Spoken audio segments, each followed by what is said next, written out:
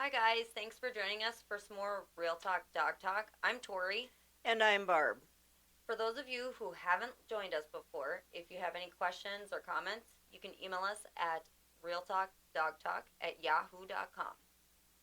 And if you are a regular listener and you have been emailing us, keep those emails coming in. We really like getting some ideas for the podcast, and we like to be able to share some of those ideas, and even we learn from some of your comments as well.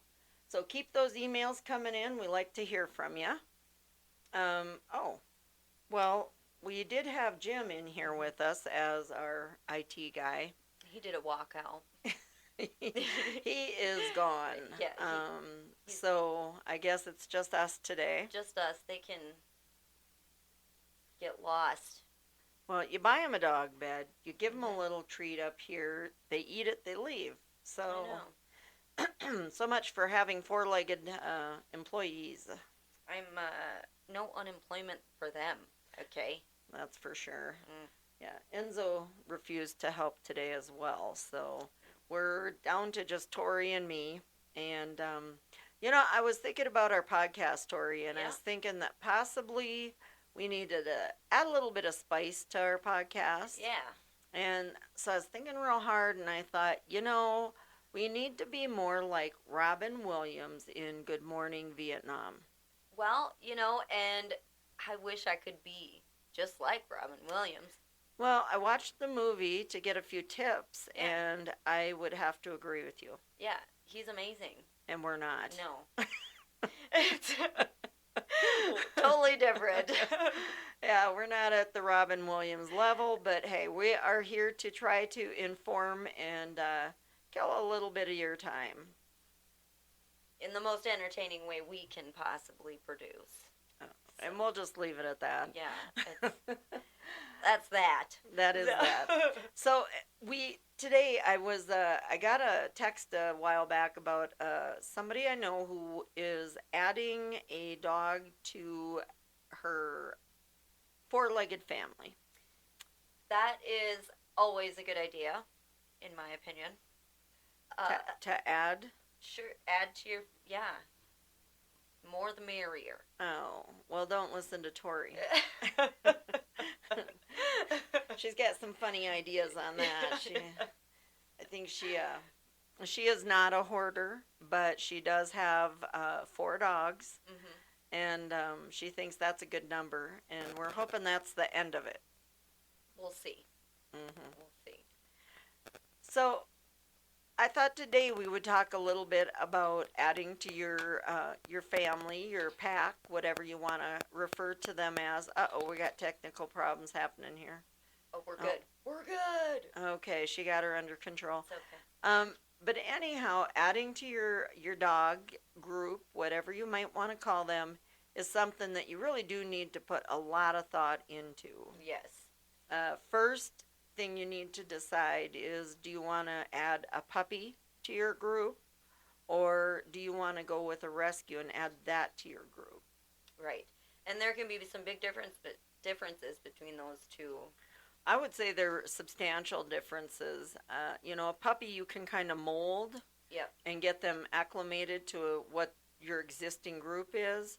Where, if you get a rescue, you're looking at a dog that it is, possibly older, might be a little bit more set in their ways. Mm-hmm. So they're two totally different situations. Right. I think if you're looking at, I think to start with, I think talking about puppies is probably the most common.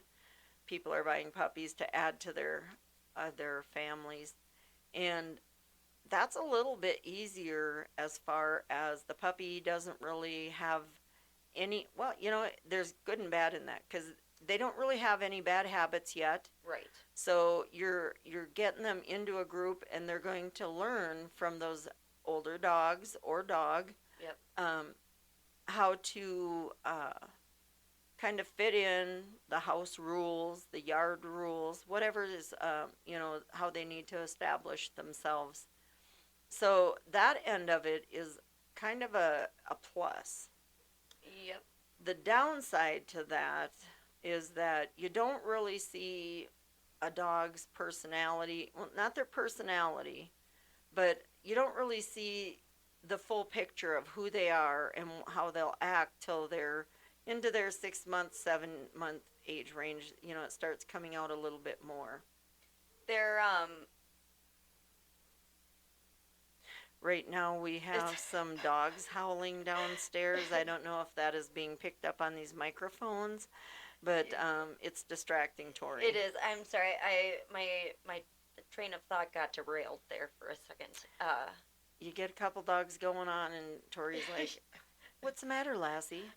Did Billy fall down the well? So, you know, but what I was gonna say is they have quirks sometimes that you don't notice right away as a small puppy. Yeah. That they might develop. Just that's who they are as a dog. Well, I think when you're adding to your family, I think the first thing that you have to really do is be honest with yourself Mhm. about the existing dogs. Right. I mean, everybody just loves their dogs and think they are so wonderful, and they are. Yeah. But you have to be honest enough to know, okay, are they food aggressive? Are they alpha? Are they not, are they not so much? Are they more submissive? Mm-hmm. You have to be able to, be honest with what you have in front of you before you bring another dog or puppy into the group. Right. And that's, again, not saying that that dog is bad, but you have to be aware and able to do that if you're going to successfully bring another dog into the family. I'm always a little bit hesitant when I hear someone say, "Oh, my dog loves every other dog. They love people and dogs, and they're great."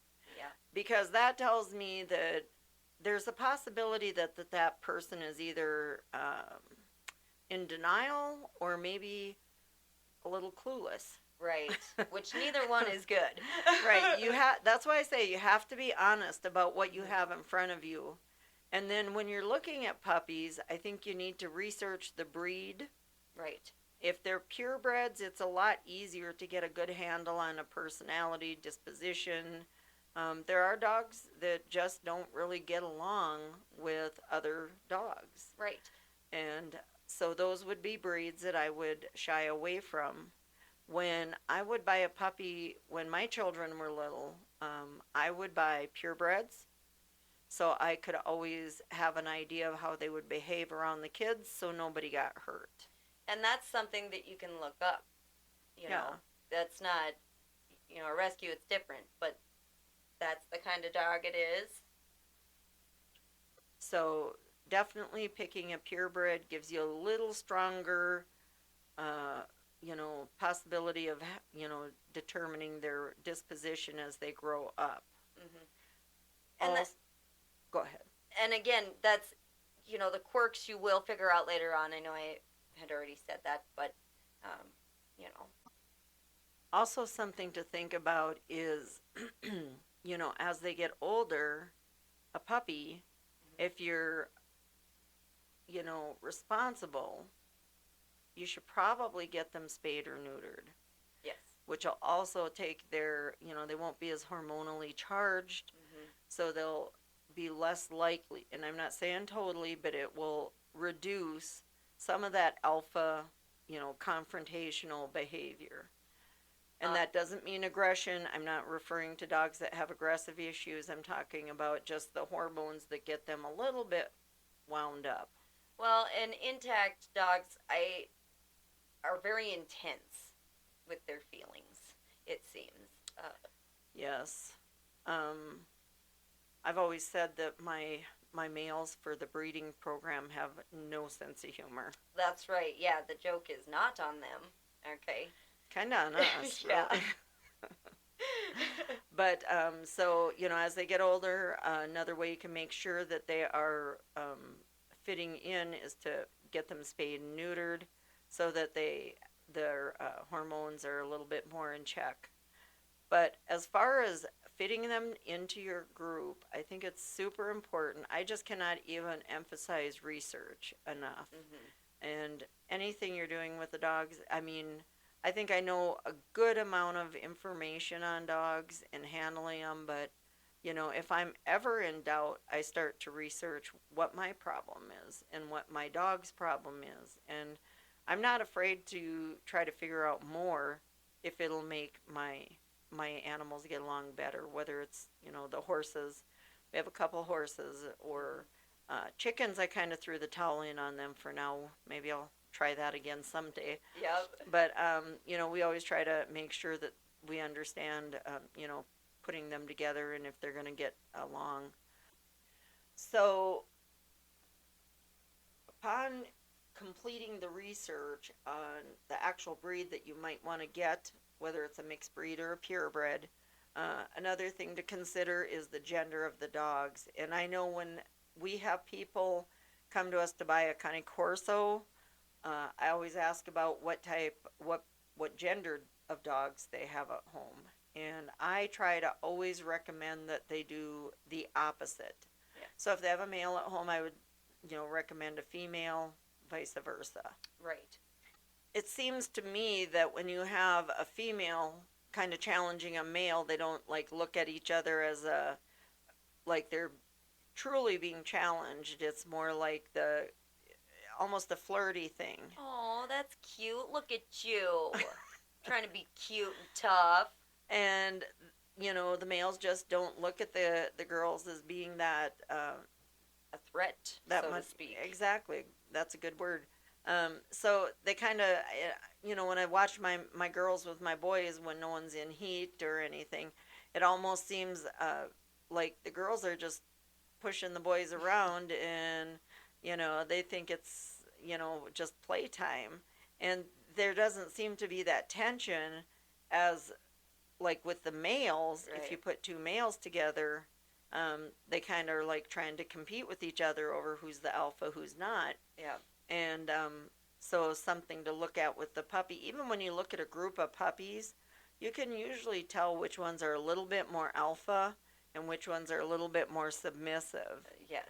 And there's a few tests you can do to tell which is which. And then that is where being honest with yourself about the dog that you already have, or dogs, whichever the case may be, so that you can pick a puppy out of that litter that is possibly more submissive or alpha, opposite of what you have at home. And I think that is really crucial to have that perfect mix where I shouldn't say perfect. Nothing is perfect. That's right. But have the better chance of everything working out. Right. Another thing I think is important is when you're looking to add on, you have to be honest with yourself about yourself. Right. Yep. If you do not have the time or the patience to add another dog or puppy to your group, I think you need to be honest with yourself enough to say, this isn't going to work, I'm not going to do it. Right. And not put the kids in charge of a dog, saying, oh, well, the kids will, Children can't raise puppies. No. It would have to be a pretty exceptional youngster to do that. Yes. Which I'm sure there's some out there, but there should always be parental supervision with a new dog, existing dogs even. Mm-hmm.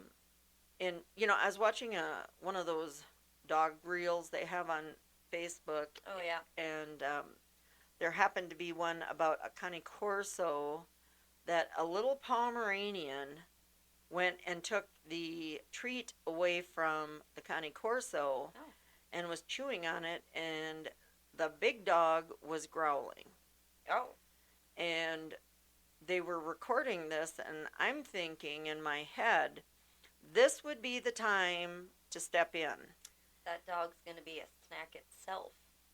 That would be my concern. Yeah. So I think you have to pay attention and be able to intervene where there's a little bit of tension. And I know a lot of people believe in, letting them fight it out and establish themselves. And there is an element of letting, the new puppy kind of earn its place in the group, the pack. but also you have to supervise that and not let things go too far. Well, and dogs do bully each other. So if you're not keeping an eye on them, that could cause some bad behavior. Well, in some dogs, we had a dog named Lolly. She was a rescue, though, so we'll get into that in a minute. But she did not like other females, and she was awful to Yes. other girl dogs. Fortunately, we had all neutered males at home, so she was fine. But I mean, if she saw a girl, she would go after it, and It could be from a ways away, too. I mean, she knew they were there. she was, in all honesty, she was the aggressor. She was the one that was instigating the problem and finishing the problem. Unfortunately, Yes. um, that was and she was just very, very set in that. It was something that was not going to change. No, yeah, that was with her forever. Yeah. So there's no fixing that. Which, that being said, she was amazing. She is a pretty awesome dog, or I wouldn't have dealt with that. And I Yeah. also felt like anyone who didn't work with her or pay attention to her probably would have ended up with a lot of dog fights. And we had a way of managing her not liking other girls, so it worked out for Right. us. Our situation was and just, and we did love her, so that was not a problem for us to do that. yep. But so you do have to pay attention and be proactive in watching their interaction with each other. Sometimes you do have to feed dogs separately. Sometimes they just need. I think what's really important when you get a puppy and you're doing the training with them, the basic stuff. I think one thing that I guess when I was a young mom, I really did not do, and that is to teach a puppy to focus on you. Yeah. And I think if you teach your puppy who's coming into the group to focus on you when there's any kind of even a remote amount of tension that you want to break up, you can call that puppy off and just break it up. Yep. And I think too with that, if there is a situation where they're unsure, they're going to look to you for how to handle that instead of reacting. Just Well, and that is part of avoiding a reactive dog is getting them to be more focused on you. And if you are a person that does teach them to focus, the odds are that your existing dog or dogs, puppies, whatever you have there, have also been taught to focus on you. Right. Focus is a really great thing for recall too. So that's something that is super important in raising a puppy and bringing it into a group is you want that puppy to be focused on you more than anything intense or negative encounters with the existing dogs. right. Yes. So the other thing that we can talk about is a rescue dog. Yes. We've had some of those. Yeah, well, we've had quite a few dogs, but I'm old, so it's not that big a deal. Right. Over the years, we've had our fair share. But with the rescue dogs, there's a couple pros and cons to that. Some of the negatives are that you don't really always know the background of the dog. Even if they have that listed or they, because they do sometimes give you that information, air Right. quotes. But people lie. Not everybody gives you the right information. That is true, and they, I think sometimes when they surrender a dog, they want it to look as good as possible so that they're put in a home quicker. And that really isn't very helpful because if you don't be honest, then it can't be properly placed and you are not setting that dog up for success. No. So it's important to do that so that, to be honest, when you do surrender a dog, because they need to be properly placed so that they don't end up coming back. And, that is where some bad behaviors come from is when they are surrendered, adopted, brought back, surrendered a second time, then they go out again, then they're brought back. That's when you really they have such an inconsistent, life that they start to get some behaviors from that.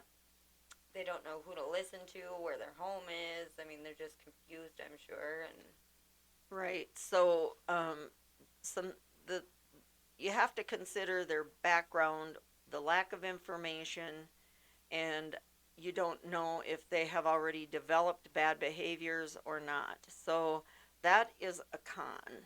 Right. Now, the pros of getting a rescue dog is one, you're giving a dog that is homeless a wonderful home, and that is great. That's amazing. But another pro is that if they're an adult dog, you have a pretty good handle on their personality. Yep. And you have the opportunity as an adult dog to introduce them to your existing dog or dogs on neutral territory. Right. Not in your house, maybe not at the rescue. You know, a lot of rescues have like introduction area where you can Sure. bring the dog out to meet your dog. And it's great if you have a friend or a family member that can go with you, so one can handle the potential adoptive dog, and one can handle the existing dog. Right. So that's kind of nice. You're not struggling away with both of them, and if they do get into a scuffle, it's always good to have a second hand. Right. So if you can get a friend to go with, that's great. But it's awesome to be able to have a meet and greet kind of situation and see how they do with the new dog. And, you know, then you can say no before, you know, you take it home and find out it's not going to work. Right. So that's a real pro. But another thing about the rescue situation is that sometimes you bring a dog in and they're kind of in cahoots. Yeah. Your existing dog suddenly thinks, hey, Oh, I got a friend. we got some stuff going on in that backyard. Let's go. I got to show you some stuff, okay? Come here. So the dogs, you know, can sometimes kind of, you know, pal up and get into a bit of trouble. So, you know, there's a lot of things to think about with that. And again, even with a rescue dog, even if you have a good handle on their personality, I always recommend an opposite gender. If you have a dog at home that's a male, then get a female, and vice versa. Right. If you have multiple dogs at home, that kind of gets back to knowing, being honest, knowing what your dogs are, and knowing if a male or female will fit into that group. Right. And that's not gender specific, it's more personality per Right. existing dog you've got. Right. Well, I think in my particular situation with the dogs that we breed, it would be harder to bring an adult dog into my group, where if I bring a puppy into the group, they seem more accepting, not so much accepting, I guess that's the wrong word, but, Curious. well, curious, but they're also very aware that they're going to have to teach that pup. Yeah. So they kind of go into what I say, a maternal or paternal mode with that puppy, Yeah. where if I bring an adult in, then they are not necessarily going to buddy up with what I've got going on. Right. So I think you have to really know your dogs, and I can't emphasize enough to research whatever it is you got going. And, you know, one of the negatives about a rescue dog is you don't always know the breed background. Right. And that's where that research really comes in, because research, even if you don't have a specific breed, I mean, look up some of those things and see what you can find about that. And if you do know what breeds they are, you can look up each one and see if maybe that helps Right. with some of that. With the rescue dogs, though, sometimes you do have to look at the disposition in terms of how they were handled by previous owners. Yes. So that is also a factor. There's so many things to consider with a rescue dog, and I think, you know, even though I am a breeder, I think if you purchase a rescue, I think that is wonderful, and I think it's very generous of people to, you know, pass up that cute puppy stage and take on a rescue dog. Yes. I think that's amazing, and I think that's something that I do encourage for people to do that. However, not everybody wants a rescue, and they want to consider a puppy opposed to that. So I am not at all discouraging rescue dogs. You just have to be aware of what you might be getting yourself into, and you just have to focus on successful adoption. And again, pay attention. It's being aware of, both, all the dogs involved in the situation. It's a huge deal. I saw a video, gosh, I'm thinking it was like a golden retriever, and I cannot remember the other breed of dog, but it was a video I saw on these two dogs. It was a training video. And these two dogs were rolling around and playing, and they caught this on film. The one dog just gave a slight corner of the eye look at the other dog, Uh-oh. and a fight was on. Oh, no. If they had not gotten that on film, you would not have known what happened, because it was a fraction of a second that dog just looked over at the other dog, and apparently it was taken negatively by the other dog, and there was a fight.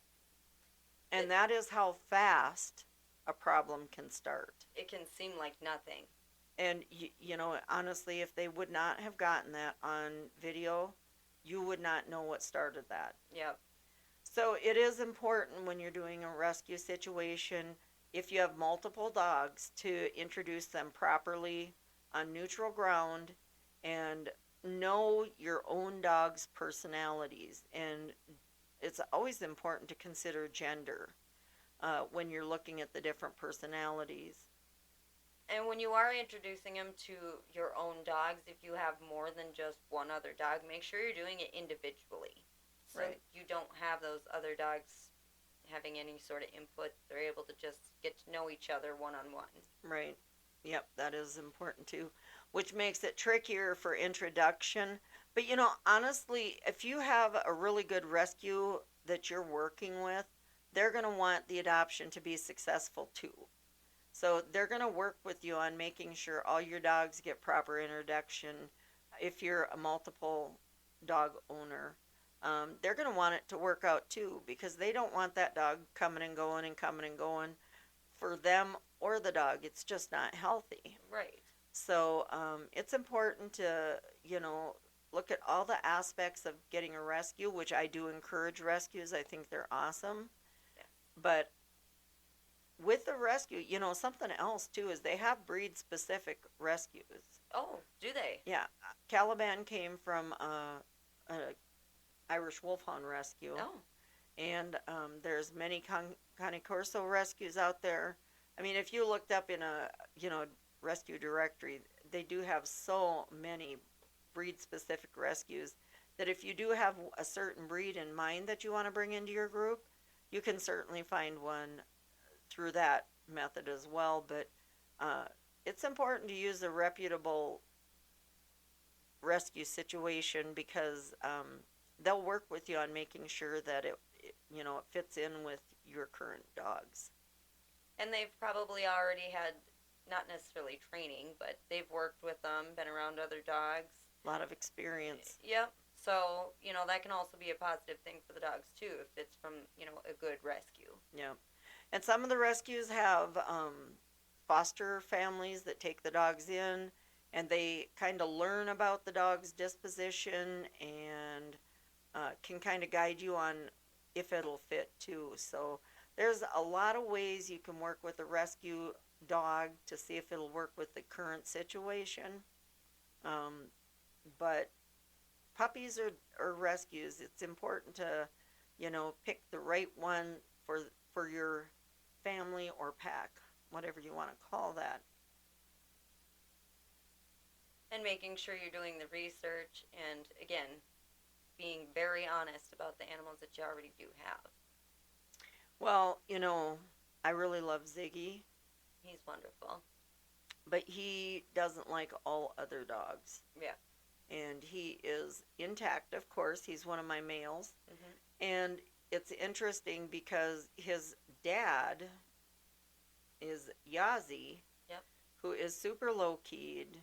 Kind of, when we're out and about, he's all about, being with me and enjoying the air. And then you take Ziggy, and he just doesn't want anyone on our property. He has a few dogs that he likes to hang out with and play with, but he's a little bit more intense than Yazzie. Yes. Both are intact, and they just have different dispositions. Again, that lack of sense of humor. Yeah. It's, Yeah, well, Yazzie doesn't have much patience for Ziggy when he gets cranky with him, so yeah. that's an excellent example of, they're both the same breed, they're both intact. Yep.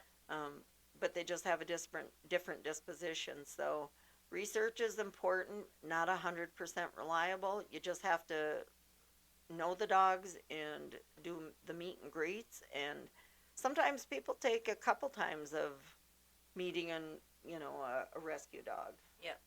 And that's the thing. And with rescue dogs, don't rush into anything either. They will give you the opportunity to meet the dog. You can always go back if you. And honestly, if you don't end up with that dog, I mean, there are so many dogs in need of homes that it's just not really, it's always disappointing to lose one that you think you might want. Mm-hmm. But there are so many that need homes. It's amazing how people are just getting rid of dogs. I am a person who is pro spay and neuter. Yes. And I would say rehoming dogs is just an extreme. It has to be such an extreme case of not fitting in. We just don't do that. When we get a dog, we have it for life. Yes. And we do our best to always follow through on that. If we feel like there's fights where it's an issue of bloodshed or death, I mean, that might be you might need to rethink it there. Yeah, that is definitely something that we have to consider. But other than that, we do our best to keep a dog for their life. No take backsies. No. So on that note, I hope we gave a couple suggestions that might help you out if you are going to add to your group. Like we've said before, if you have any questions on anything we've said, you can email us at realtalkdogtalk@yahoo.com, and we will try to answer any questions that might come in. Do it. She thinks she's the Terminator today. I'll be back next week. And yeah, one thing I wanted to mention, Tori, I believe we have the recipes for our dog treats. Oh, Jim thinks he's going to finish up the episode with us. Oh, Jim's knocking on the door? Mm-hmm. Well, he's out for today since we're almost done. Yeah. Too little, too late. Tough. He's buddy. done for Tough. today, for the next few minutes. But anyhow, we have our recipe for the dog treats. We are going to be selling and listing on, I think we're going to be doing it on the Primo Corso website. Yep. And also, you can always email us at this email. Also, we do have our Facebook, Primo Corso Kennels. There's an email on there as well if you feel, or you can message us on that on our Facebook page too. For availability. Yep. On our treats, we have a little bit of a range we're trying to go with on digestive health and just tasty treats and training treats, and everything is all natural, no preservatives, and it is human grade ingredients. I'm super excited. Now, do I want to eat it? No. But you could. You could. They're a little bland because we're not, it's not salt and peppered and seasoned like we might do. Yep. But it's all healthy food for them. And we actually, I don't know if I told you, but I handed out some packets of the last treats you made. Oh, yeah. And gave them to a handful of people that will give us some feedback on how their dogs reacted to it. Maybe they'll have a discussion with their dogs like you do. I have, so I sure hope they do. Yeah, I'm sure Yeah. they're probably talking about it right now. How's your belly feel? I've heard a gurgle. Are you, hmm? Right. So we'll wait to get the feedback from those folks, and then we will be going on forward with that. And that is another thing that we are super excited about and looking towards getting out to people. Oh, I'm not. What is he doing out there? I don't know. Jim really wants in the podcast room. I don't know if he's kicking cans out there or what. I know, that's what it sounded like. But anyhow, so we're really excited about that. I can't wait. And also, tell us how the website is going. Tori, again, is my IT lady. I am trying so hard to Okay. get that on there as quick as possible. Okay. Now, last week you thought maybe a week, but you had to revamp some pictures. Yes. Also, somehow I didn't save things. Well, you're not supposed to tell people that, Oh, Tori. I mean, flawless. Okay. I had to get some more pictures on there, kind of adjust where things were. It was a little bit all over at first. So, So they're reorganized now? yeah, I had to bring it in. Just Okay. bring it back in. Okay. So now, do you think maybe in the next week or so you'll be putting that on? So, the latest I could see it going on would be in 1 week. Okay. And that is a far guess. Hopefully sooner. Yes. I know you told me we need a couple more pictures of Zeus. Yes, we might have to recruit Cody for that. Zeus is a very high drive dog. Yeah, he is. He is 140 pounds Just muscle, as far as I can tell. and spring loaded paw pads. That's not even kidding. No, Okay.